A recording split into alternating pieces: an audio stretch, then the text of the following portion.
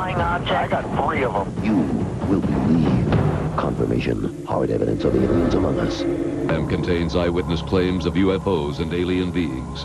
Whenever possible, actual footage is used to present these stories. In other cases, dramatic recreations are utilized. It's just after midnight on a late fall evening. Police Sergeant Toby Maloro is responding to a report of a strange light in the night sky. Suddenly, his car mysteriously shuts down. What happened next would change his life forever.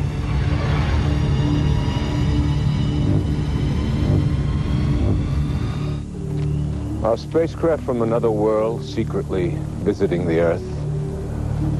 Thousands being kidnapped by an alien species and subjected to horrifying experiments. Outrageous claims? Or could they possibly be true? Good evening, I'm Robert Davi. Tonight we'll search for confirmation, the hard evidence of an extraterrestrial visitation. We'll seek the answer to the question, are aliens among us?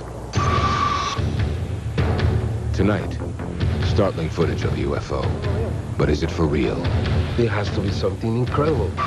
This UFO was filmed from the space shuttle. The technology we're looking at is quantum leaps beyond anything we have on the Earth. These people say they've been abducted by aliens. They were tall, they were very thin, huge eyes.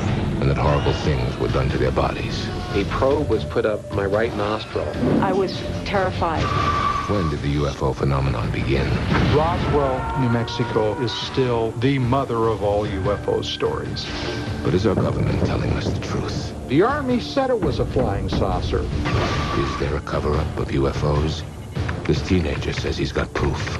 I found reports going all the way through the 1990s. And he's posting this evidence on the internet. There's something there that the government doesn't want us to see. Does this man have an alien implant? I don't want that thing in me if I didn't give them permission to put it in. Doctors are shocked by what they find. This man's life has been a nightmare of alien abductions. Why me, and for what reason? Is his story a hint of our dark future? And for the first time on television, the most credible recent UFO sighting, recorded by over a dozen policemen. This is weird. Oh my God, I hope that's a plane. Oh, please be a plane. Oh, please. Are UFOs real? Do aliens exist? Tonight, join me as we explore one of the greatest mysteries of our time.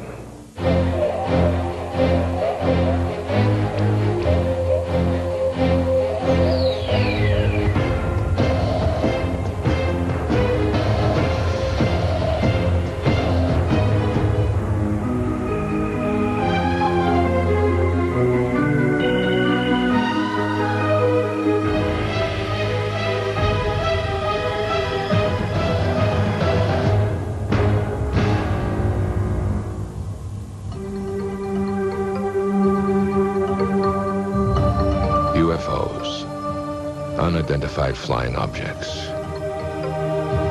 Are they actually alien spacecraft? Or, as many claim, events of nature and elaborate hoaxes? To discover the truth, we must examine the evidence.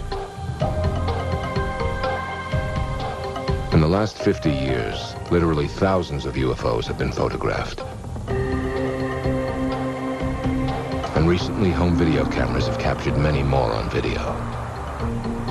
Many of these UFOs are breathtaking. Others are just bizarre. Two of the more remarkable images include a controversial new video that many call a hoax, and a decades-old photograph that, to this day, no one can disprove. We begin with a look at the most recent hotspot of UFO activity, Mexico. The nation of Mexico is certainly one of the hottest areas for UFOs in the world today. And the phenomenon of the Mexico City UFOs is really a phenomenon driven by videotape. No one knows more about this phenomenon than Jaime Maussan, director and host of Third Millennium, a popular TV show in Mexico that deals with the unexplained. Every week, Masan airs footage shot by his viewers with their own cameras. One type of UFO captured again and again has Masan convinced that something unearthly is going on. The first event, it happened on July 11th, 1991. Many people in different cities saw UFOs, and some of them were able to record it. And this is what they caught on video. Numerous shiny, apparently metallic discs. Some have called these UFOs the planet Venus. But that doesn't explain this phenomenon. We have these objects making a formation with more than 20, 30, 50, 100, or probably more than 100 UFOs. They get together, they separate, they make a figure here, another figure there. Very difficult to explain. I don't know what they are, but they could be signs in the sky. But all of these sightings pale in comparison to video footage Masan received anonymously in 1997. A mysterious tape that would place him directly at the center of an explosive UFO controversy. They were able to record these 21 seconds of this object hovering behind the buildings. What you're seeing now is that anonymous video. We present it unedited and without any visual enhancement. The object resembles a stereotypical flying saucer. What makes the UFO so striking is its movement, darting behind these high-rises, suggesting that its size is over 50 feet in diameter. But is this footage for real? I thought it was a hoax.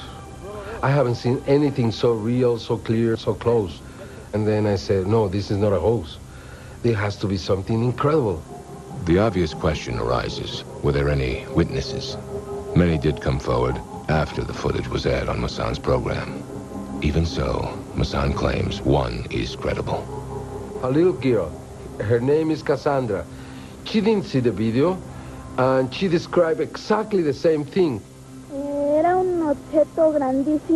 It was a huge object going around and around. I never seen anything like this before. It was gray and metallic. I felt very tense. Yesterday we presented a video on television.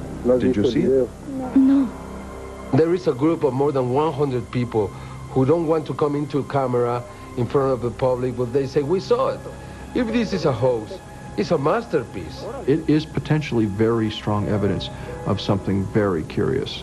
And one has to ask, could this possibly be real?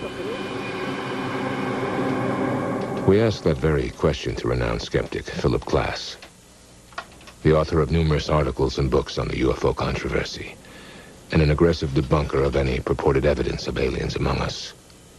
Klass is not afraid to confront anyone on the subject, even Jaime Maussan.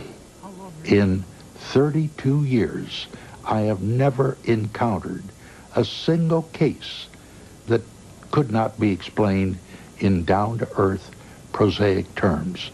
What does he think of the mysterious discs videotaped all over Mexico? These are helium-filled mylar balloons, which are sold in Mexico. They are very popular. And what about the anonymous flying saucer footage? Almost certainly, beyond any doubt in my mind, this was a hoax. When I first saw this, I said, wow, maybe there's really something here, but on closer examination, it doesn't make it. Visual effects artist Dennis Muren has won 8 Academy Awards for his work on such films as Star Wars and Jurassic Park. I just adjusted the contrast a bit on it to bring the contrast up and brighten the scene up a bit. And it looks like the line underneath the saucer here might be continuing on through the building. I think what we're seeing here is actually a composite. It's 2 separate scenes. Here, at Industrial Light and Magic, Hollywood's leading special effects company. Creating a shot like this is about as easy as it gets. All you need is the right software. For example, we have a shot here that we did for a commercial. The original element of the skier looks like this, but the environment that we want to put him into is here. We have the ability to put the two together. So in the context of the UFO footage, we can put him behind the rock the way the UFO goes behind the building. We can zoom the camera to fool the eye into thinking that it was shot at one time, and we can do both at the same time to add up to the impression that it was shot and it's real, when in reality it's not real. Seeing isn't believing.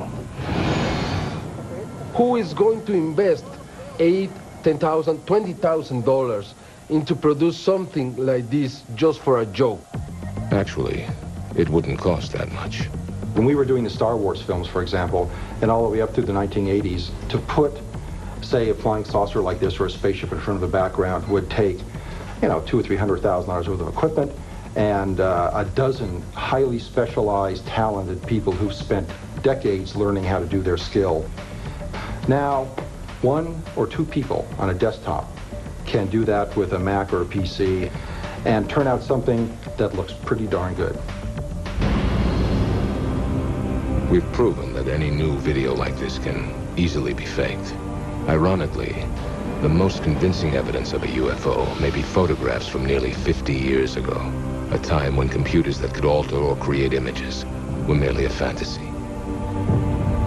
These 2 shots, taken in 1951, are the most widely disputed, but never disproven photographic evidence of a UFO. The photographs, of course, obviously have all kinds of implications. That if these photographs are real, then UFOs must be real. For a conclusive analysis of these remarkable photos, we obtained the original negatives and brought them to the Brooks Institute of Photography in Santa Barbara, renowned for its definitive study of the Shroud of Turin. By using the most sophisticated computer software available on the original negatives, they were able to literally take these photos apart, piece by piece. I can come in on it and see if there's any mismatch in the grain pattern, the grain structure, anything that's an obvious tip-off as to this being a fake, and there's some sort of darkroom trickery. The photos were taken by Paul and Evelyn Trent, a young farming couple from McMinnville, Oregon. Could they have pulled off such a convincing fraud? The Trents were not the sort of people that you would leap to the conclusion they were hoaxers. They had no interest in UFOs. They weren't imaginative people. They were farm people. To skeptics like Philip Glass, the Trent photos would be easy to fake and are easy to explain. The photograph almost certainly shows something like a hubcap suspended from electric wires that connected the house and their garage. But the experts saw no evidence of this anywhere in the photographs. There's no sign, no hint of anything suspending the object, a thread, a wire. I just don't see any threads or any wires there. If it wasn't a hubcap suspended by wires, was it simply a model thrown in the air? Not according to the analysis. In fact, the UFO itself offered the most convincing evidence. I think if it were an item very close to the camera, it would have a much darker underneath on that one photograph. There'd probably be more evidence of some sort of texture, surface detail, when in fact there is not. So for that reason, I'm convinced that it is a distance away from the camera. How much of a distance? According to the Brooks Institute, it's likely that this object was thousands of feet from the camera. That calculation would make the UFO hundreds of feet in diameter. Putting the theory of a hoax further in doubt is the fact that the Trents never profited from taking these pictures. Even so, Philip Glass is not convinced. Why would they do this? To achieve fame?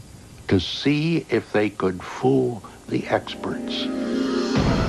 If this was, in fact, what the Trents were after, if they actually did fake these famous photos, then they somehow did a better job 50 years ago than the sophisticated computers of today. As it stands, these 2 famous photographs cannot be debunked by the experts, and they remain unexplained. If you think the most convincing photographic evidence of unidentified flying objects has been documented here on Earth, you may be wrong. Recently, UFOs have been analyzed from a startling new and unexpected perspective. and liftoff of Space Shuttle Discovery.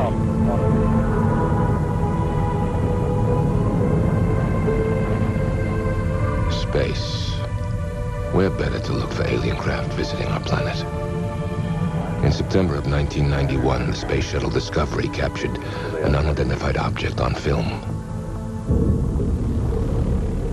What you're seeing now is actual footage shot by NASA cameras from that shuttle mission. Watch the top of your screen. Note the object that moves from right to left. Two mysterious flashes, and it makes an immediate 135-degree turn and accelerates. This is followed by a strange streak of light, which seems to narrowly miss the unknown object. This dramatic footage has been in dispute since it was shot. I studied it extensively over maybe a 2-year period at least. University of Nebraska physicist Jack Kasher worked for nearly 10 years in the research and development of a Star Wars defense system for the upper atmosphere. His quantitative analysis of the NASA footage concludes that the UFO cannot be explained as a natural phenomenon. It's clearly above the atmosphere and air glow of the Earth. It maneuvers, it changes direction, it accelerates, and so the only thing really left is spacecraft. Others think this object is simply a small ice particle floating a few feet from the shuttle. Ice particles are a common waste product of the numerous shuttles that have orbited Earth. But Kasher is convinced NASA has recorded strong evidence of a large, intelligently controlled alien space vehicle. One of the very strange things that happens is that the main object actually stops and sits there for half a second before it accelerates back up to the right. An ice particle could not do that. If they're not ice particles, you don't have too many other options. They're not space junk, they're not satellites, they're not meteors, because those objects don't change direction. There's never been anything that I've experienced that gave me any cause to consider that there might be other life forms. Apollo 11 astronaut Buzz Aldrin, the second man to walk on the moon, has a different opinion. I mean, the sky is filled with moving objects here. Do I think that they are, that is credible evidence? No way. You got to have much more confirming evidence. That doesn't impress me very much. Not every former astronaut is as skeptical. Well, it is true that there's all sorts of things floating in space, but I don't think it should be dismissed out of hand. We need to take a more careful look at this type of evidence than we might otherwise. Dr. Edgar Mitchell also walked on the moon during the Apollo 14 mission. I'm quite open to looking at evidence, looking at data that purports to speak of an extraterrestrial presence or some sort of space activity we're not familiar with, and analyze it critically. Perhaps we have been visited. To me, I don't see anything in the video that reflects anything about UFO. Research scientist Skeet Vaughn studies the upper atmosphere for NASA. He believes the unknown objects are common space debris or waste products, most likely from the shuttle itself. And he has a theory to explain their movement. If you look at the video very carefully, you'll notice there's a flash of light. And that flash of light is probably the thruster engine on one of the shuttles. When you have a thrust effect, the thrusting of the gases move out, and that hits the object and makes the object move also. If you're a skeptic, it's easy to brush off. But if you're open-minded and you see this, there's something weird about it. Dr. Mark Carlotto has 20 years of experience conducting digital image processing for scientific research. These were not videos taken by someone in their backyard. These were taken aboard a U.S. spacecraft, so the integrity of the data cannot be questioned. NASA's explanation is that what we're looking at here are ice particles floating around the shuttle, but when you look at it more carefully, it doesn't make sense. If it was a thruster firing, when the thruster firing occurs, the orientation of the spacecraft should change very slightly. But we don't see any change in the apparent motion of the stars. So that indicates the attitude of the shuttle has not changed from the thruster firing. Dr. Kasher believes the UFO was miles from the shuttle, well out of range from a thruster firing, and that it was moving at an incredible speed. If the object is as close as 10 miles, it went from 0 to 2,500 miles an hour in 1 second. And that's an acceleration of more than 100 Gs, which would kill a human pilot. And the technology we're looking at is just quantum leaps beyond anything we have on the Earth. And what about the mysterious streak of light? Could it have been intentionally directed towards the unknown object? You have a streak that goes through where it had been. One thing that pops into everybody's mind is that this is some kind of a missile or weapon system. Kasha bases this theory on years of analytical, comprehensive study of the video. Could the double flash of light be the firing of some kind of sophisticated weapon? And if so, from where was it fired? At the time this event took place, the shuttle was on a course over the west coast of Australia. Curiously, there is a large American military installation near Alice Springs in Central Australia. And it's the largest satellite intelligence gathering facility in the world. Although there is no proof, there is speculation that a Star Wars missile defense system is operational at this site. But for Buzz Aldrin, the explanation behind this footage is far less provocative. And I think we're often fooled by optical illusions. I mean, it's even a term that's quite common to most people, optical illusion. What does it mean? Well, it means that there's an illusory thing that we pick up with our eyes that we can't quite explain. Illusion or not, astronaut Mitchell believes this UFO, like others before it, deserves serious study. There have been a large number of other anomalous type phenomena that have been associated with the UFO phenomenon that are not easily dismissed. It should be looked at, and we should know what that is. Although NASA insists this footage is nothing unusual. After this mission, all live satellite feeds from shuttle cameras were canceled. While the debate continues over the shuttle Discovery footage, a more recent mission is causing a whole new controversy. In December of 1996, a shuttle camera recorded this bizarre image above the Earth's atmosphere.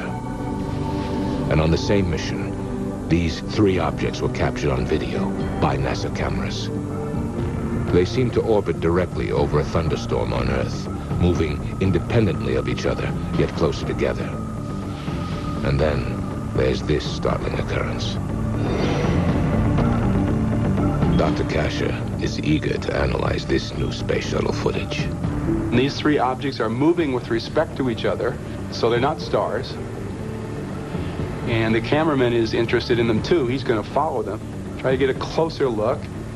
So we have some interesting, intriguing things that I really don't understand.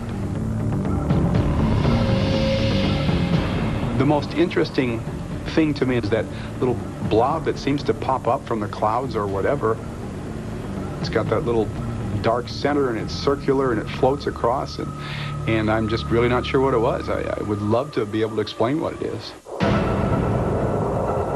I wish NASA, when interest is shown in something like this, would put people on it to investigate it thoroughly, not just to watch the video. Sit down and do a real rigorous job and show us the science and the calculations and try to really explain what some of these things are. Where did we come from? Why are we here? These are burning questions. This is perhaps a small step in finding out a little bit more about how we fit into things.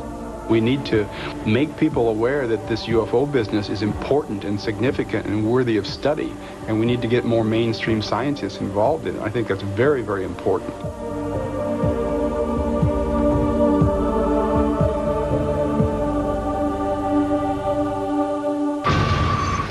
When we return, what happens in an alien abduction? A probe was put up my right nostril. And next, did a UFO crash at Roswell? The Army said it was a flying saucer. Claims of UFOs and alien beings. Whenever possible, actual footage is used to present these stories. In other cases, dramatic recreations are utilized. Some say evidence of aliens here on Earth can be found as far back as ancient Egypt. The modern UFO age, however, began with two events in 1947. The first involved a man who made flying saucers famous. The second, a town that made them legend.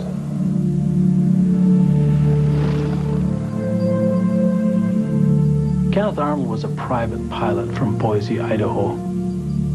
A conservative, Western sort of man. A man without a great deal of imagination. Wasn't much of a reader, certainly not a science fiction fan. On June 24th, 1947, just before 3 p.m., Arnold was flying a small plane to Yakima, Washington. Arnold sees 9 disc-shaped objects traveling over the Cascade Mountains, flying in formation. Arnold was able, because he knew the area, to compute that they were traveling at least 1,200 miles an hour or faster. Now, there was nothing known anywhere on the globe in 1947 that could match that speed. They looked something like a pie plate that was cut in half with a sort of a convex triangle in the rear, kind of weaving and going at a terrific speed. I thought, well, maybe something's wrong with my eyes. He described the movement of the objects as like that of saucers skipping across water. From this point on, the phrase flying saucer would forever be attached to strange, unknown objects in the sky. But Arnold's sighting was only the beginning. Within days, additional independent accounts came pouring in from around the globe.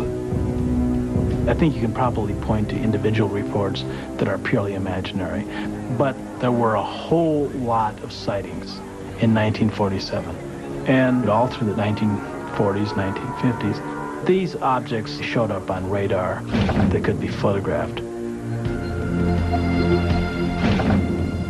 They were seen by pilots, seen by scientists, astronomers, police officers, people of impeccable training, reputation, good sense. There was something there. But why 1947? Why would beings from another world choose this particular period to visit Earth?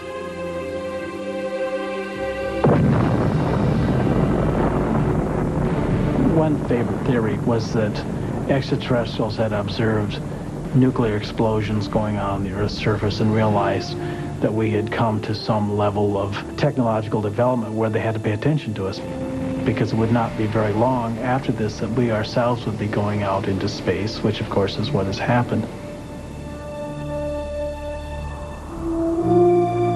Still, the numerous sightings of 1947 might have been forgotten had it not been for what happened in a deceptively quiet corner of the American Southwest.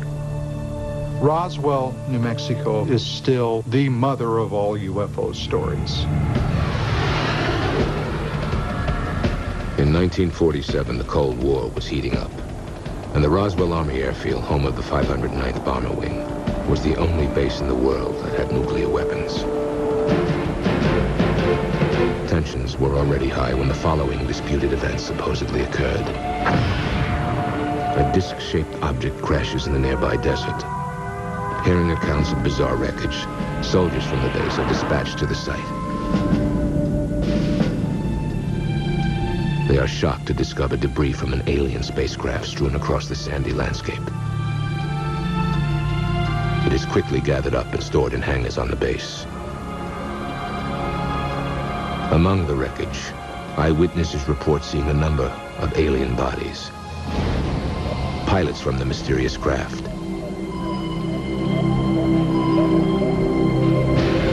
And one creature that still lives.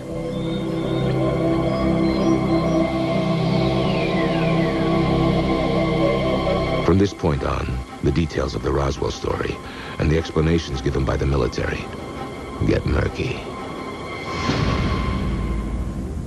The United States Air Force has told 4 separate and distinct stories about the Roswell incident. The first story, a press release, said that the Air Force had captured a UFO. The next story came literally the next day. Oops, not a UFO, a weather balloon.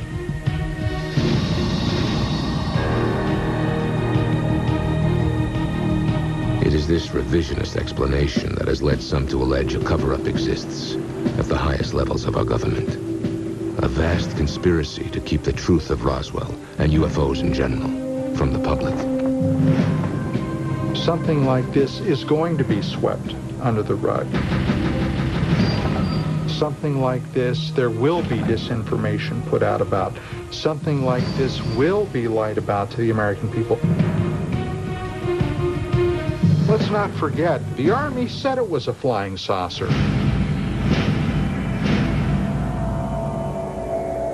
Nowhere in my research uncovering the Roswell story did I find any evidence of any kind of conspiracy or cover-up of any kind. James McAndrew wrote the recent official government report on the Roswell incident. What was found near Roswell in July 1947 was the very first launch of an experimental project called Project Mogul. Project Mogul was a high-altitude balloon program designed to detect Soviet nuclear explosions. Launched from nearby White Sands military base, these balloons, according to the government, landed near Roswell in 1947. As for the alien bodies, McAndrew credits another military project in which new parachute designs were tested by dropping crash dummies from a high altitude. And we believe that this is what people observed, the Air Force recovering from the desert, that have now become the so-called aliens of the Roswell story. I think Roswell is in many ways very similar to the Kennedy assassination. No matter what you tell people, they don't accept the truth. The crash dummy project did occur, but as official documents state, not until 1954. The government believes foggy eyewitness memories have blurred the two incidents into one. It's one lie followed by another. There's only one thing in the entire world that makes sense, and that is they got their hands on what probably were the remains of an ET craft.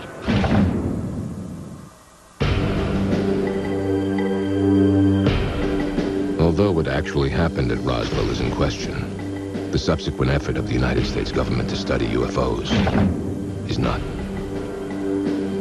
Between the summer of 1947 and the end of 1952, the Air Force had collected some 3,200 UFO reports. And it concluded that approximately a quarter of them remained unexplained after investigation. They were classified as unknowns.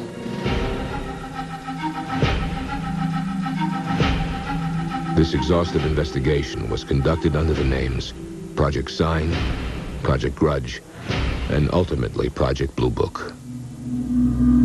In 1952, Blue Book would face its greatest challenge when a dramatic UFO incident rocked the nation's capital. Over 3 consecutive weekends, a cluster of low-flying yet high-speed UFOs buzzed Washington's historic monuments. All, I might add, in restricted airspace. These objects were witnessed. Newspapers all across the United States reported on this. Civilian and military radars in and around the Washington area were picking up these objects. Planes were scrambled, not from nearby Andrews Air Force Base, but from a farther away base. The hottest aircraft we had at that time was brought into the fray. The impact of these sightings was felt throughout the corridors of power in Washington.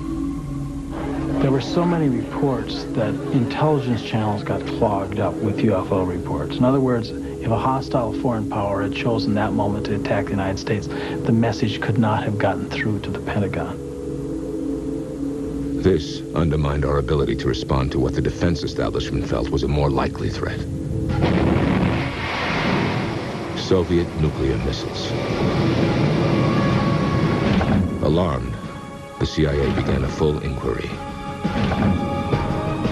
Now, not, as you might suspect, to make a determination on what UFOs were, but how do we treat this in the public? What do we do to make UFOs into a non-subject?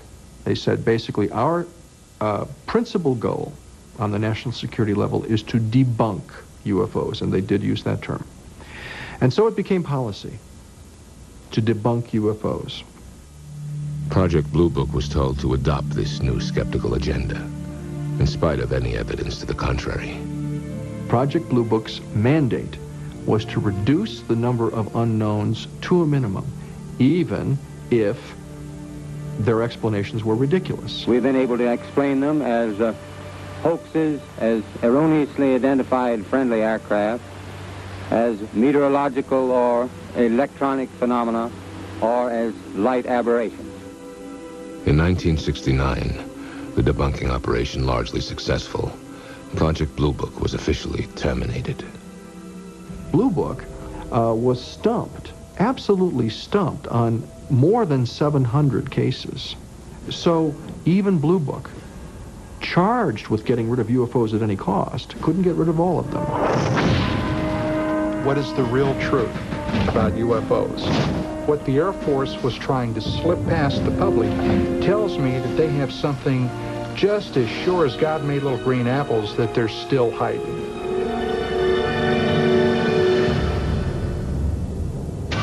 When we return, this teenager has found clues of a UFO conspiracy. Something is being covered up. And next, are thousands being kidnapped by aliens. I was terrified, absolutely terrified.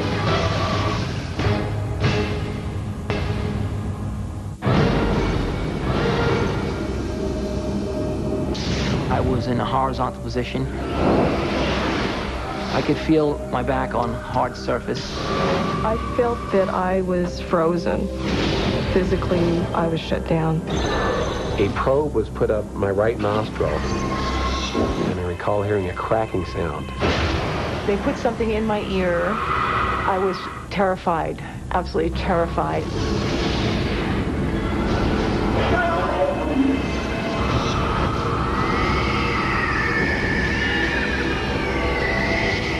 Whether they call themselves abductees, experiencers, or contactees, these people and thousands of others just like them say they've been kidnapped by extraterrestrials. Could an alien race actually be conducting a widespread abduction program? It's a question that goes right to the heart of the UFO controversy.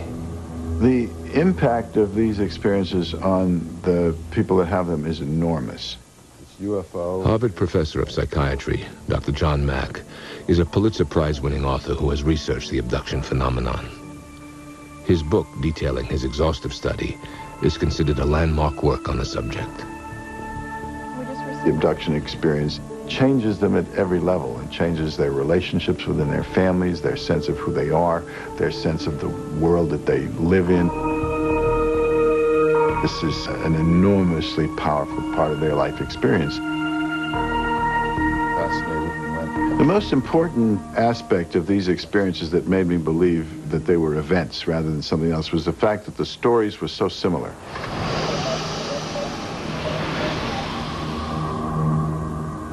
A typical abduction would go something like this. The person is in their bedroom. A light will come into the bedroom, an intense light. It was very bright, but it wasn't blinding. You could look into it. It had like a blue hue around it. Then they may see one or more humanoid beings around the bed. They were tall, they were very thin, huge eyes. They're paralyzed. They end up entering a UFO, some kind of a craft. And there are what they call the grays, with these now familiar, well-described big black eyes. There's something with the eyes that really catch the attention to the point of where looking at the rest of the physical being is not as important as paying attention to the eyes. A number of procedures are done to their bodies, which may involve probing of almost every part of the body, taking of sperm from men, eggs from women.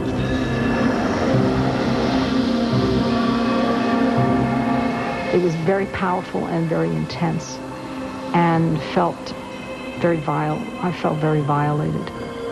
There was a sense of helplessness, a sense of being violated. My fists were clenched, and it was not a pleasant experience.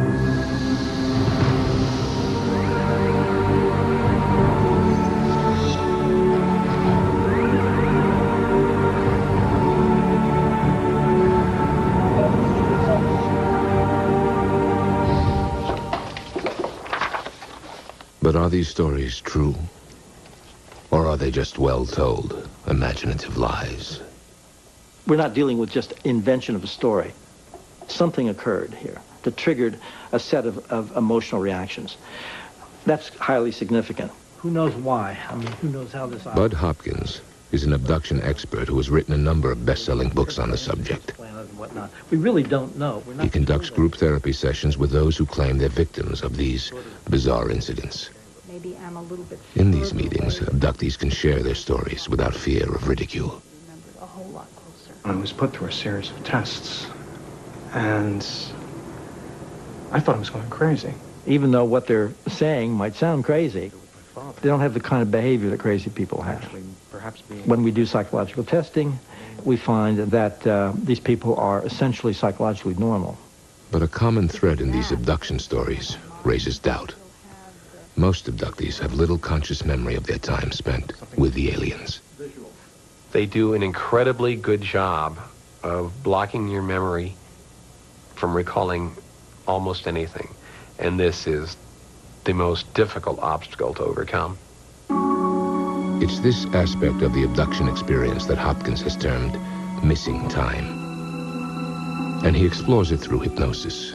I'm going to count to 3. Over his 30 years of studying UFOs, Hopkins has hypnotically regressed hundreds of abductees. He's convinced the truth can be found in the subconscious mind.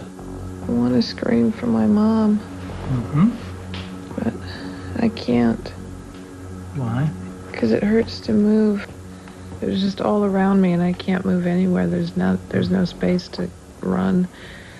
I've worked with abductees from South Africa and Saudi Arabia and Israel. Just standing there in the middle of the room, is that it? I have no alternative than what the evidence suggests to me in an absolute way. It's going on. It's happening. It's real. The abduction phenomenon is absolutely everybody. It's the good, the bad, the ugly. It goes across all racial divides and gender, of course, and cultural level. It's absolutely everybody. It appears to be completely random. A CNN time poll has found that half of all Americans believe there are people who have experienced an alien abduction. An Europa poll has discovered that 0.3% of their sample question believe they might have been abducted by aliens. This percentage may seem small, but it could translate to over 800,000 people. Many of those studied by Bud Hopkins have one thing in common. In terms of their personalities, many of them are suffering from what we might diagnose as post-traumatic stress disorder. I mean, when you get up in the morning and you have had one of these experiences, it's not like you just get up and want to make toast, you know? I mean, it's hard. It's hard. Something happened to these people. There's no doubt about that in many, many, many cases. But not everyone agrees. What's the first thing that you sense is different? Among research psychologists, Hopkins' beliefs and methods are seriously questioned. It's the nature of hypnosis to put thoughts in someone's head that weren't there before. I'm not allowed to hide. Who doesn't allow you to hide? You put your faith in that person because you're lost and you're scared and you don't know what to do. Why can't anyone help me? That person puts you into an altered state of consciousness, and together you sort of do a little dance that convinces both of you that, yes, you've had this experience. You are an abductee. There is a type of person who is highly imaginative, who is easily hypnotized. They're normal, they're sane, they're not psychotic, but hypnosis is the yellow brick road to fantasy land. The big false issue that has always been dragged into this argument is the issue of hypnosis. Maybe a third of the abduction accounts we get come without any hypnotic regression whatsoever. They're remembered the way one remembers an automobile accident or a mugging. I remember going inside this whatever it was and being examined somehow. Another explanation offered by skeptics is that abductees are actually experiencing what's called a waking dream. The waking dream occurs when you're going to sleep or just waking up. Your eyes are open, but you tend to see dreamlike images. And you may feel paralyzed if you're just waking up because your body is still asleep. And it may be very vivid, very colorful. And the person is probably actually going in and out of a dream state. And yet it seems very real. It seems as though I'm awake. In spite of the criticism, Hopkins believes the sheer number of reported abductions is impossible to ignore. There are many theories trying to attack it, but the theories don't hold water. Thousands of people are claiming that this is happening. There's a massive evidence supporting that.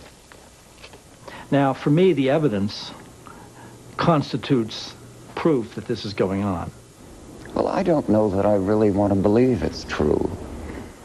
C.D.B. Bryan, author of the bestseller Friendly Fire, investigated the abduction phenomenon for the New Yorker magazine. It's quite a terrifying possibility, isn't it? That some strange beings can lift you out of your bed at night and into a spacecraft and do strange medical experiments on you. With a healthy dose of skepticism, Bryan attended a conference about alien abductions held at MIT in 1992. His findings, based on numerous abductee interviews, were published in his book, Close Encounters of the Fourth Kind. I found my skepticism diminishing to the extent that I was more open to the possibility that what some of these abductees were saying, what the researchers were saying, could possibly be true. I no longer feel that the abductees, to use a medical term, are crazy as loons, but I don't know what's going on. Either what's happening is a new psychological phenomenon, or it's true. Our basic argument is we've got to look into it. Investigation is essential. And I think any true scientist has to come over to our side at some point. Because you can't have a phenomenon as extraordinary as this and at the same time announce there's no reason to look into it. An extraordinary phenomenon demands an extraordinary investigation. When we come back, the investigation continues with one man's terrifying abduction experience. My car was lifted off the interstate. Also, for the first time on television, Ohio police chase a giant UFO. At least 14, 15 officers said that they saw something. I've never seen anything that could compare to this. And next, see the removal of what could be an alien implant. This is an extraordinary discovery.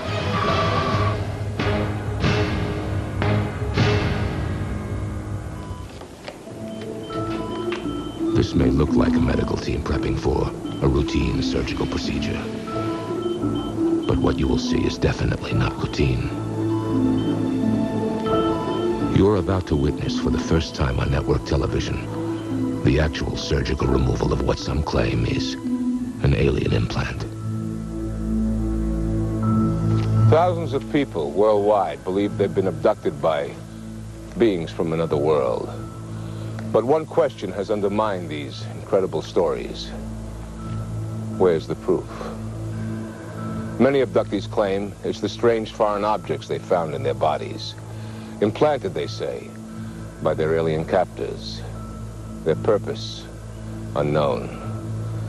Will the surgical removal of one of these items be the proof of aliens among us? With this procedure, we finally have the opportunity to get to the bottom of this incredible mystery. Whitley Strieber was already a successful fiction writer when he published a landmark book in 1987 about his own abduction experience. The book, Communion, triggered an unprecedented reaction around the world. I was shocked to find that thousands of others said they had experiences similar to mine. And many of them reported finding strange foreign objects in their bodies after their abductions. If these are alien implants, it's a horrifying thought. What are they for? We found one man who believes he has an implant and wants it out of his body. He wishes to be referred to only as Paul. did you first become aware that you might have an implant? I was skiing with some friends. I took a fall. They took an x-ray of the hand, and there was a strange object next to my thumb. How did you feel when you found out the object was there? Well, the first thing is why me? I'm not a particularly extraordinary person. Why would I be tagged? I had this feeling like I was a wild animal or a piece of cattle. I don't know how it's influencing my life, my thoughts, my health. I don't want that thing in me if I didn't give them permission to put it in. The object appears to be in the thumb, and it should be a relatively simple procedure to go in, isolate it, and remove it. Los Angeles Dr. Roger Lear and his partner, UFO researcher Daryl Sims, have studied hundreds of alien implant claims. And Lear himself has removed 2 objects from the bodies of supposed abductees.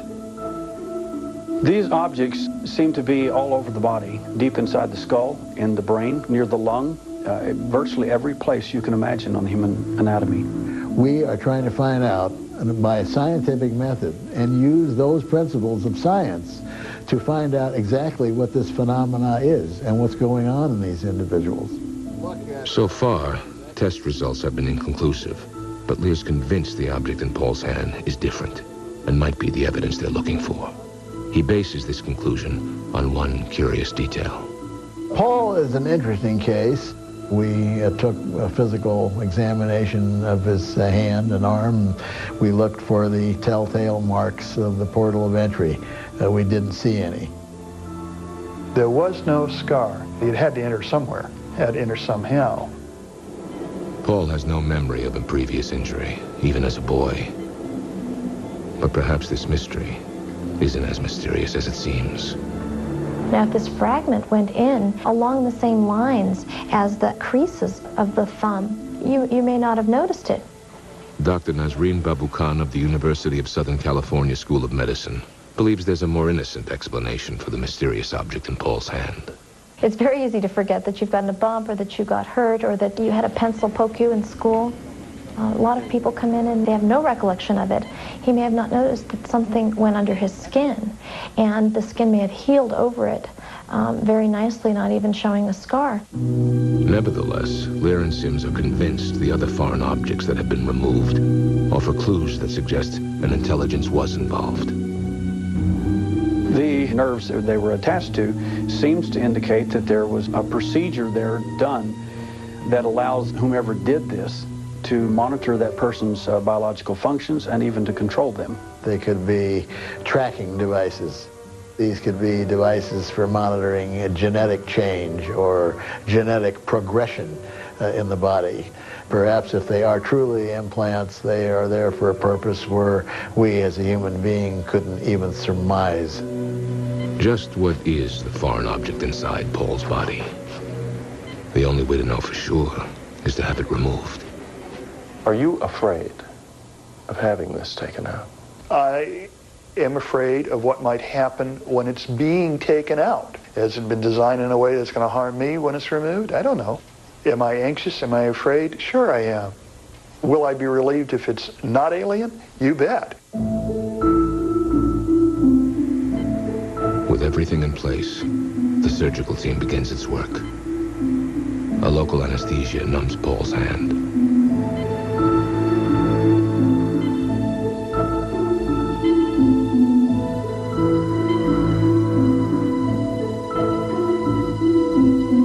The surgeon makes an incision, and it's time to remove the foreign object.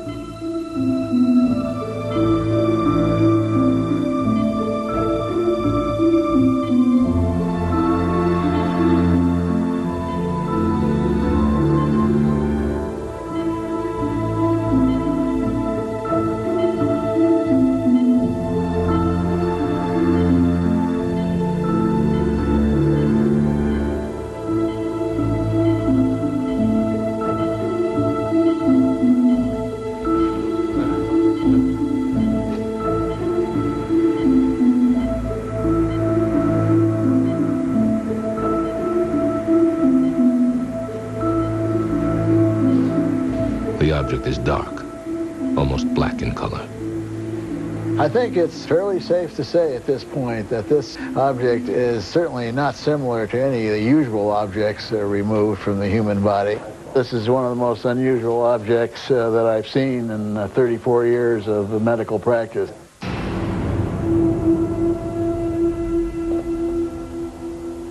The first step in analyzing the object was to study its surface. To do that, it was examined through a scanning electron microscope.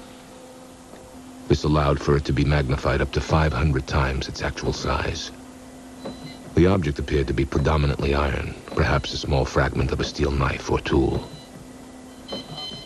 But in order to reach a more definitive conclusion, the unknown object had to be analyzed under its surface, on the inside. For that process, it was brought to the University of Texas in San Antonio. It looks like it might be an iron oxide. If we can crush it and get it to a very small size, we'll be able to really get to the internal structure more readily. The object resisted crushing, but an outside layer did flake off. This was put under X-ray diffraction, and the results of this test were curious. They couldn't match it to any of the 65,000 known substances in their computer file. It's not in our file. I'm not sure what to think about that at the present time. That's as many known substances that we have on the planet as possible. According to the lab's official report, if the material analyzed is indeed iron, it lacks any internal ordered arrangement of atoms or ions. Whatever substances make up this unknown sample, it's a mystery this test couldn't solve. The combination of these elements could be put together by nature, they could have been put together by man, or they could be put together with a different type of physics that we have little knowledge of. This is an extraordinary discovery. Why can't it be identified? It just confirms for me that this abduction phenomenon and now implant phenomenon must be taken seriously and studied. Of course, other tests may offer a more conclusive analysis of what this unknown object may be. Until then, Paul must deal with the unexpected emotions he's felt since the object was removed. I had this experience of emptiness, sort of like a feeling like maybe a pet had died. I'm not sure how to explain it other than this sense of something missing.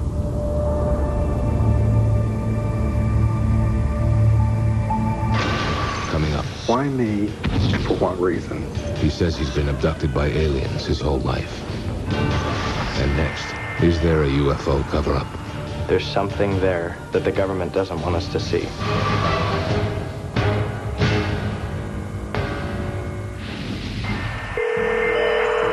The internet. Perhaps the best evidence of our fascination with the UFO phenomenon.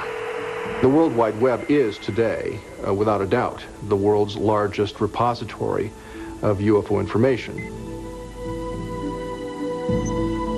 It's only here that ufologists can find anything and everything they want to know about the mystery of Are We Alone? The UFO subject virtually dwarfs all other subjects on the internet. UFOs are the second most popular subject in terms of web traffic and number of websites, right behind sex. Out of the countless UFO websites, one stands out in its attempt to reveal what many believe is a concerted government effort to cover up the existence of UFOs. And it's the brainchild of a 17-year-old from Northridge, California. What he's created has made him a folk hero to the UFO community, and quite a nuisance to the United States government. It's almost like an X-Files episode in our house. It's kind of my hidden other life that not many people know about. John Greenwald is the mastermind of the Black Vault, a website doggedly devoted to uncovering and unveiling once top-secret government documents relating to UFOs. The Black Vault was kind of a name I thought of late at night, and really the name is exactly what it is. It's a vault of information. John's website holds over 6,000 pages that he's obtained through the Freedom of Information Act. These documents are displayed just as John gets them, With UFO information the government doesn't want us to see, blacked out. I have half pages that are blacked out, full paragraphs, but what's interesting is I'll find pages that are just completely blacked out from top to bottom. The government position is that this censorship is common in declassified documents and is necessary for national security. But John remains suspicious. And the list of government agencies he's contacted reads like a Washington, D.C. phone book. The Central Intelligence Agency, the Defense Intelligence Agency. There's been about 10 Air Force bases that I've gone to. NORAD, Office of the Assistant Secretary of Defense, FBI, lots of letters to the Pentagon, and there's different offices in the Pentagon. Headquarters for the Air Force, the United States Navy, United States National Reconnaissance Office. There's been a lot. There's been a lot. She's got a dance recital. I think we're the only family in Northridge, at least, that gets calls from the FBI and the CIA, and they want to know what he wants, why he wants it. They don't realize that he's still in high school. I think they probably do get annoyed with my letters. I don't get pushy. I try and be as polite as possible in the letter. But it's tough when they tell you that there's no records on something and you feel that there is. John's internet detective work has led to dramatic discoveries that have impressed UFO conspiracy theorists around the world. The government investigated UFOs with Project Blue Book, which ended in 1969. And since then, they've stated that there's been no evidence to go into UFO sightings.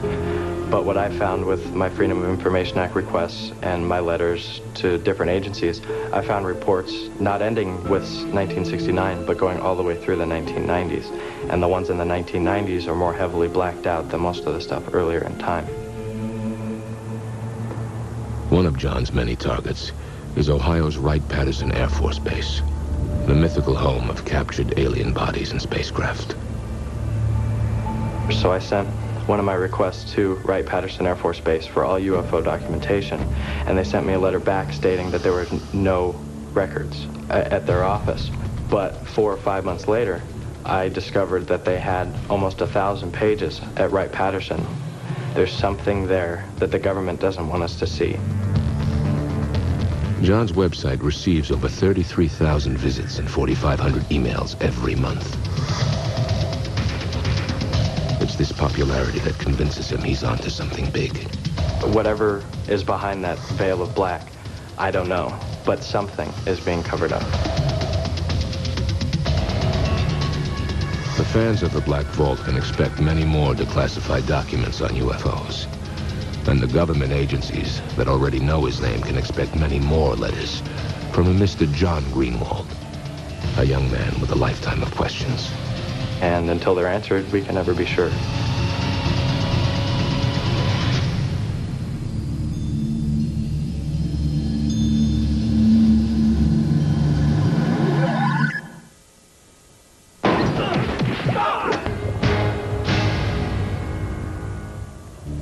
We've seen some fascinating UFO footage, heard incredible accounts of alien abductions, and even witnessed the surgical removal of what some claim is an alien implant. If any of this is true, what does it mean? Author Whitley Strieber has found a man whose story may seem too outrageous to believe, but others say it offers a disturbing answer to the question, what is the alien agenda? While researching my books, I've personally investigated hundreds of abduction cases, but one man's story truly haunts me. His name is Jesse Long. He claims to have been abducted many times since he was a boy, and the abductions he describes are terrifying. If what Jesse tells me is true, then there is a very surprising future in store for all of us. Jesse, when do you first recall being abducted? My first abduction occurred in 1957 when I was 5 years old in Rogersville, Tennessee, a very small town in Upper East Tennessee. My brother John was with me at the time.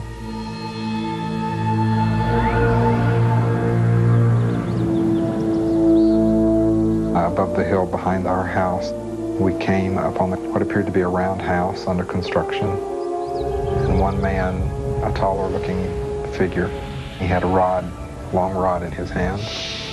a light was emitted from it and we were paralyzed.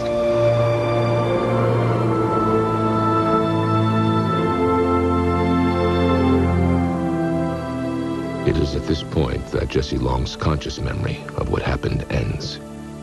He says it's only through hypnosis that he's been able to remember the rest of this first abduction. What you are seeing is actual footage of Jesse undergoing hypnotic regression.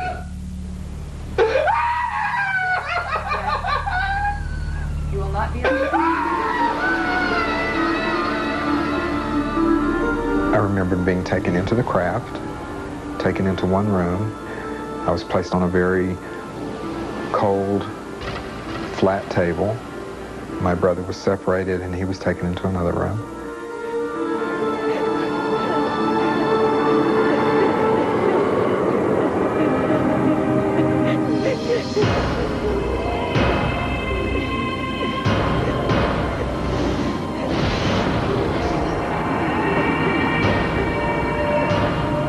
They were doing something down to my legs. I could feel them poking and prodding around my legs.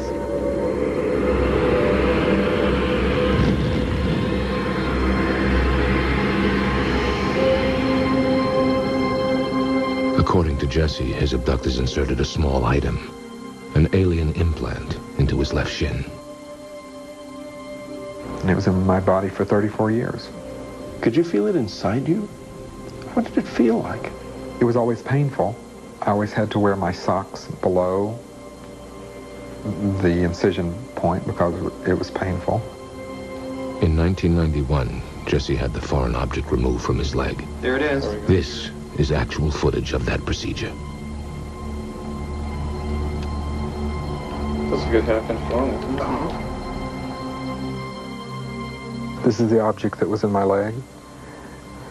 And unfortunately, during the initial test that was done on it, it was broken into 2 pieces. But that allowed us to look at the inside. Some have dismissed the object as simply a shard of glass. But when it was analyzed at Southwest Research Institute, a materials analysis facility in Texas, the conclusions suggested a greater mystery. According to the lab's report, the object revealed a very remarkable composition and exhibited unique surface characteristics that cannot be explained, and that the questions outnumber the answers. When the object was removed, I was convinced that whatever this object was had something to do with all of my abductions. Jesse Long believes he has experienced a number of abductions since that first incident in 1957. And they became more and more horrific as he grew into an adult. Most of my abductions occurred very similarly.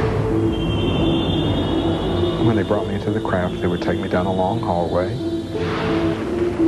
They would place me on a flat table. Of course, I was paralyzed and had to be because I was kicking and screaming. I didn't want to be there.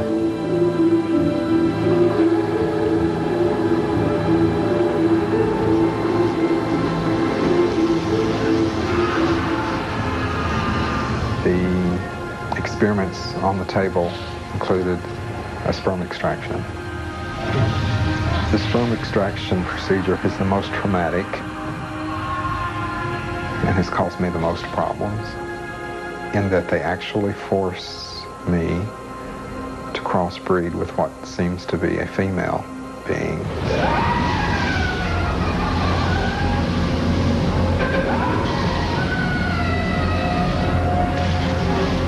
You're going to wake up. 1, 2.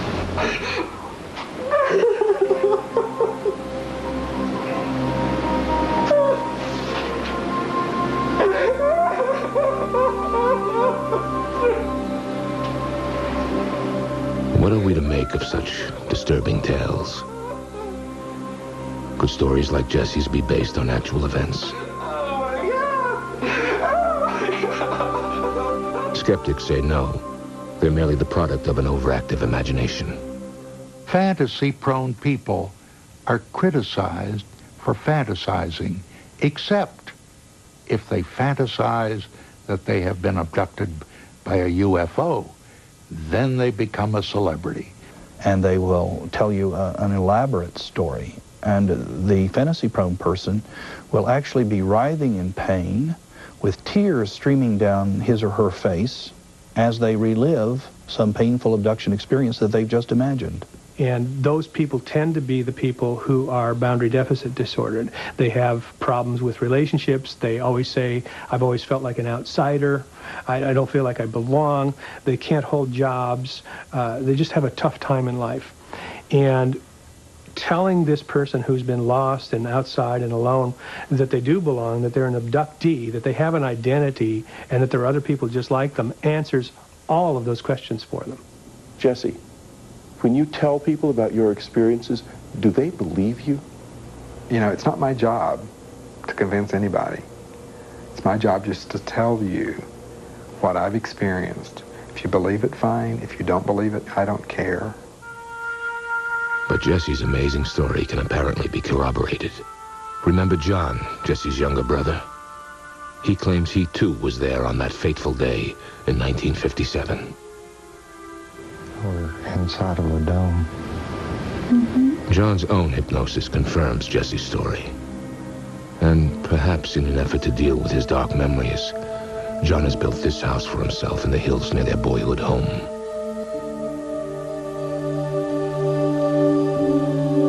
This is evidence that can't be ignored. And the story just gets more and more disturbing. What Jesse says happened to him in 1990 may answer the question that hangs over every abduction account. Why is this being done?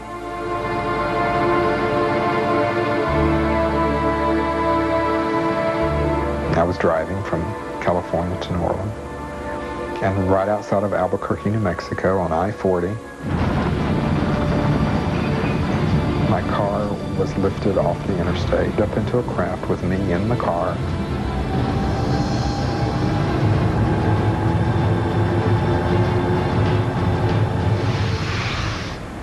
I was taken aboard the craft, placed on a table.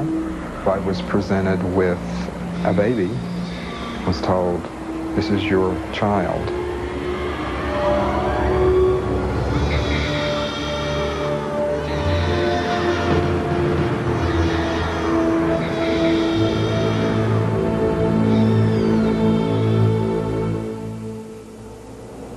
What happened then? And there were 9 other children standing along the wall. They all looked at me, and I could see, yes, they were mine. Each of the children who were standing along the wall walked up to me lying on the table, and they each touched my hand as they walked by and looked me straight in the eyes. And they walked on out of the room. And the message I was getting from them was, "We're okay. Thank you." If you could confront your abductors, what would you say to them? If I could sit down with one of them right now and ask them one question, I would want to know why me and for what reason. We have thousands and thousands and thousands of people coming forward with these cases, not only around the United States, but around the world as well. David Jacobs based his book, The Threat, on the explosive issue of hybrids, the crossbreeding of aliens with humans. For Jacobs, stories like Jesse Long's are only the beginning. I think we are looking at a catastrophic situation. I think we are looking at a disaster. We are seeing a unified program here with these beings, a program of physiological exploitation by one species of another. And I know this sounds absolutely insane. We're looking at a colonization program in some way.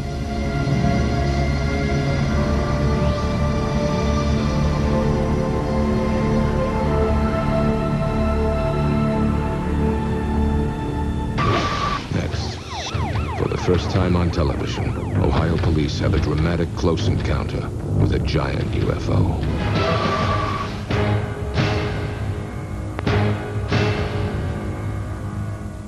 For many, there's no such thing as a credible UFO sighting. But what if the UFO is seen by policemen? That's exactly what happened in Ohio in 1994. For the first time on television, you will hear an actual police dispatch recording of a close encounter. The officers you will meet are real. The recording is real. And the drama of that night is undeniable. Trumbull County, Ohio, located just north of Youngstown, is a typically quiet Midwestern community. Here, big news doesn't happen very often. But all that changed on a late fall evening in 1994. Just after midnight, the normally calm 911 dispatch center began to get a flood of calls, reports of an unidentified flying object. It was just one call after the other that was just incredible. Royanne Rudolph was the Trumbull County 911 dispatch operator who fielded most of the calls that night. How far off the ground is this? Everything from somebody who was casually stating they saw something in the air to somebody who was hysterical and thought that this was Armageddon. I mean, it was very strange. Okay, was it just like moving at a slow rate of speed? It wasn't a slow rate, it was a fast rate, but it was coming down. We just kind of took it for, okay, this is people being hysterical over a weather balloon, or this is people being hysterical over a plane or a helicopter. I wondered, did you have anyone call you about a strange plane or airplane or something in the air? Where? I was coming down Sampson Drive. I don't know what it was. If it was a flying saucer. What did it look like, ma'am? It was like almost like an iridescent color. It was like a bluish purple. Though skeptical, Royanne put the word out to the officers in the field. We were having a coffee break at a local donut shop, and we got a call from the 911 center that stated that some residents had seen lights in the sky in the northern part of the township. Liberty Township Police Officer Steve Remner and Sergeant Toby Maloro didn't know what to think. It took a few minutes. We kind of laughed about it. Convinced it was nothing serious, Sergeant Maloro, an 8-year police veteran, headed out to investigate the sightings. I believed that I was going to see, if anything, a plane was landing or a plane was low. That's what I assumed I was going to see.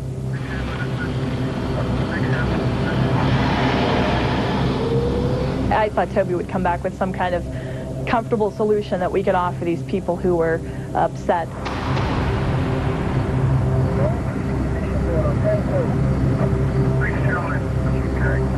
When I got up in the area, I was approached by an elderly gentleman that said that there was a huge light over his house and it had moved south down the street. I proceeded down Sampson Drive, approximately a quarter mile. Sergeant Toby Maloro was about to become a part of UFO history.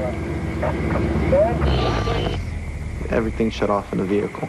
I didn't understand what was going on. My car completely stopped. And that's when the light hit the vehicle.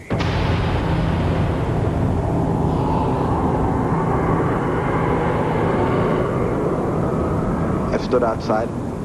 I was a little bit dumbfounded. I didn't know what exactly it was.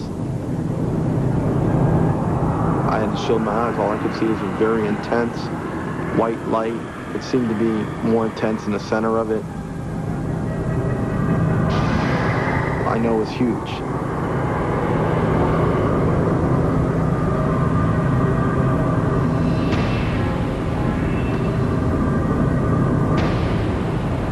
I've never seen anything that could compare to this.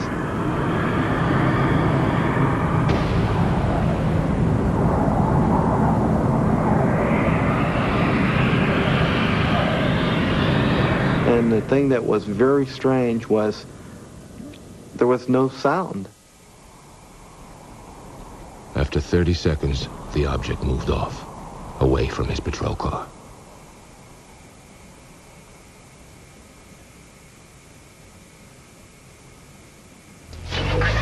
As soon as it started moving off, my car started to pack up and the radio kicked on.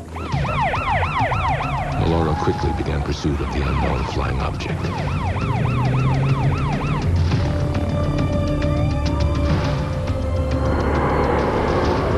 trying to put two and two together and say, what just happened here?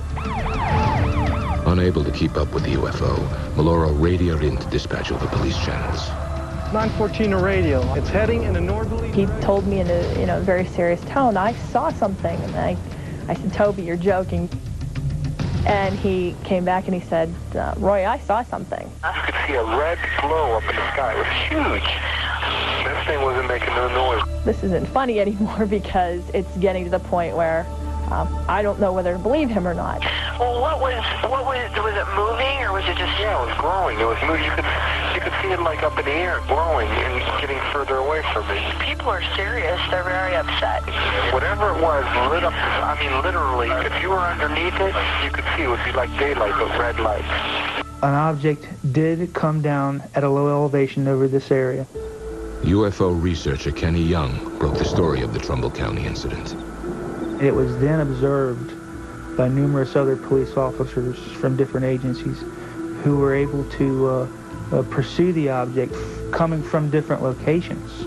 They were able to triangulate its position. It's south of all-82. I'm moving east now on it. Okay, David, it looks like it's flickering more now, and it looks like it's running a little east of me now.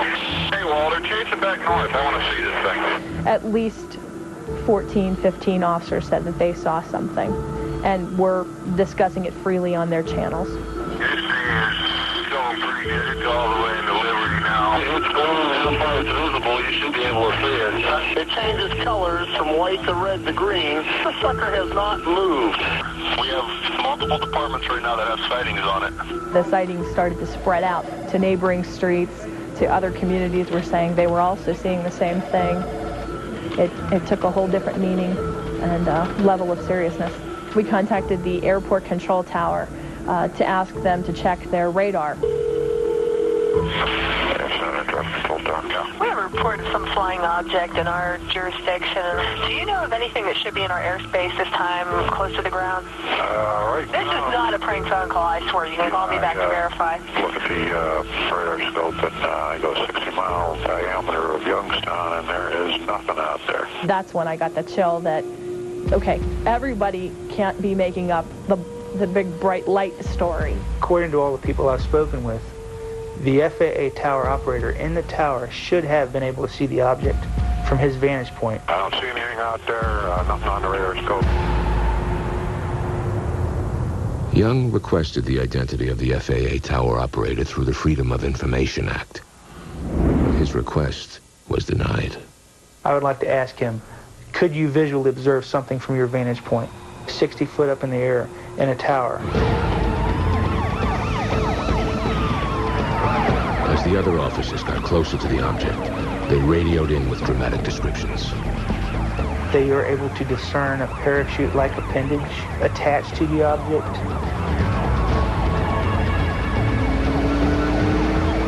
I've spoken with a number of the officers involved in this event. I've been satisfied that they are honest and they are telling me the truth.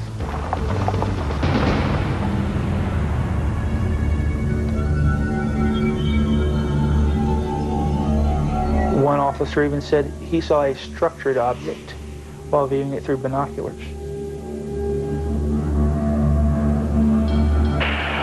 pulled on. There's definitely a structure there on 429, what you saw. I can see an upper structure off the main point of the lighting. Right, yeah, something with a different colored lighting to it. I had no idea what was going on. You had so many calls coming in from different locations. Lieutenant James Baker of the Brookfield Township Police Department heard the amazing UFO reports on his radio. I wanted to see for myself what everybody was looking at. I decided to go to the old radar tower. This is the highest point in Brookfield Township, and I'm told in Trumbull County. What he saw when he got to the top of the tower wasn't just one UFO. He saw three. They formed a sort of triangle pattern with the center light being raised up above the other two. Oddly enough, they were changing colors simultaneously from red, yellow, blue, and green. All three lights would change at the same time. I got them right here. I'm looking at them. What the hell is it? They're sitting stationary. I got 3 of them. What do they look like? I've got 4 discernible colors. I got red, yellow, green, and blue. And the one just was like flashing. So if they're those planets those guys were talking about, then they're planets with Christmas lights on. This is weird. Oh my God, I hope that's a plane. Oh, please be a plane. Oh, please. I see 3 lights changing colors, and I've heard no concrete explanation of what they are. And I certainly would welcome any explanation. And it's exactly identical to what you would expect for a bright star or planet low in the horizon. James McGahey is an astronomer who has investigated UFO claims for over 20 years. He believes there's an easy explanation for the Trumbull County incident. This is a classic example of scintillation. Scintillation is simply what most people recognize as stars twinkling. When the stars are low in the sky, in addition to twinkling, they will also change color. Clearly, the police officer who saw the very intense bright light very likely saw a fireball. A fireball is a very, very bright meteor that can be many times brighter than the full moon. I think the car stalling was just a coincidence, had nothing to do with this whatsoever. Obviously, it had to be involved in my cruiser shutting down. There was no problem with my car because it started back up. I was told that it may have been the planet Mercury. It was not the planet Mercury.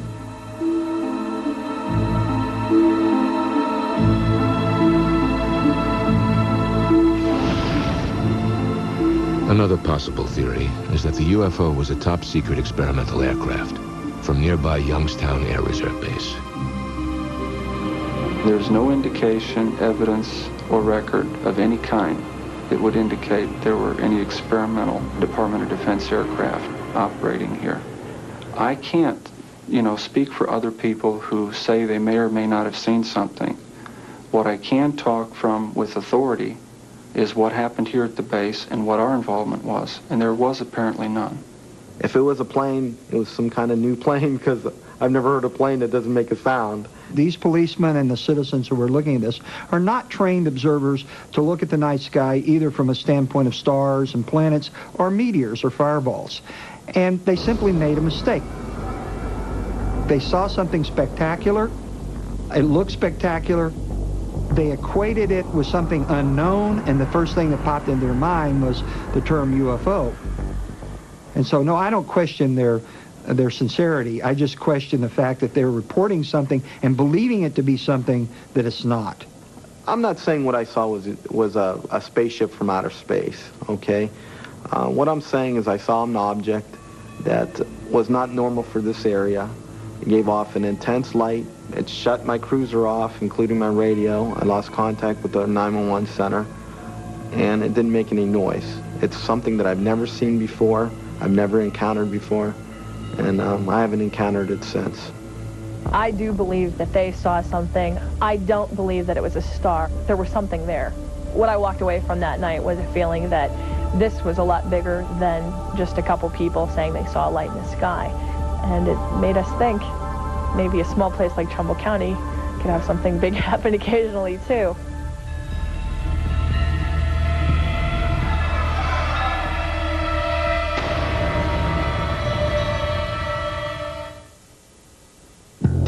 Just when you need it most, it's Dollar Days at Kmart. You're probably out of a lot of things right now, so it's the perfect time to get into Kmart and shop throughout the store for the things you need throughout the house. Big savings on thousands of items are waiting for you now. When you add it all up, it's all about value. So don't miss Dollar Days at Kmart. Lowest sale prices every time, guaranteed. You have smooth, beautiful skin, waiting to be revealed. Jergens Skin Smoothing Lotion with beta-hydroxy to gently exfoliate and smooth your skin. Jergens, it nourishes your skin. Can you put a price on love? You betcha! If the object of your affection is a McDonald's Big Mac, Just $1.22 for the one-of-a-kind two-all-beef patty taste that makes you swoon. Or if you're a two-timer, get cozy with 2 Big Mac sandwiches for only $2.22. But hurry, your love may be eternal, but these prices aren't. Where does one find such love? Did somebody say McDonald's?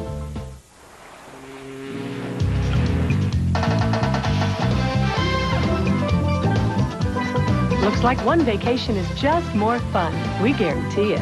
Carnival, the most popular cruise line in the world. Courage, something shared by countless Americans. Those who risked their lives.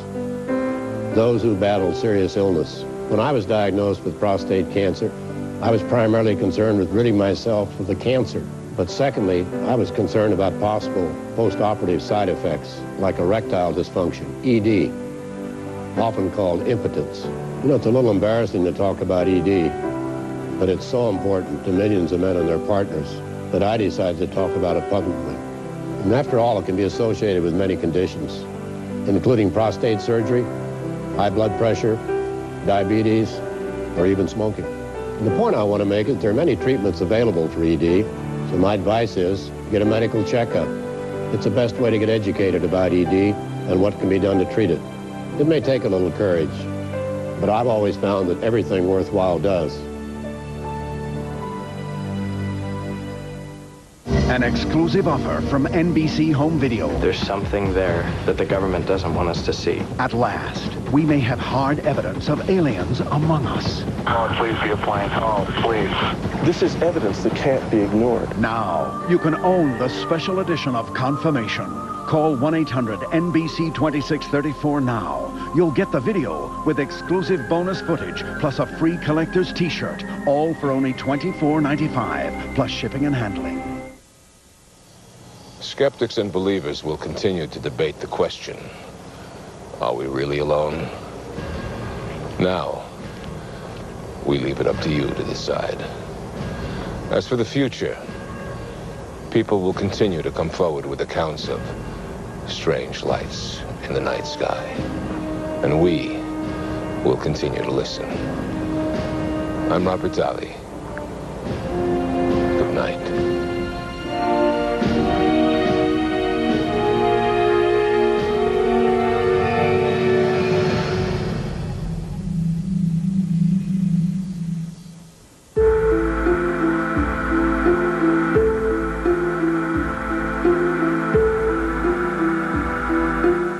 Tuesday, the Spotlight Show of the Week. Third Rock asks the musical question, Can an alien have a baby with an Earth girl? Can an alien have a baby with an Earth girl? What are you going to do when the doctor says, congratulations, it's an 8-pound purple tube? Alien, alien, alien baby. What if it looks like something you never seen before? On the Third Rock Tuesday, 8 o'clock, 7 Central. Can an alien have a baby with an Earth girl? The Alien Baby, NBC Tuesday.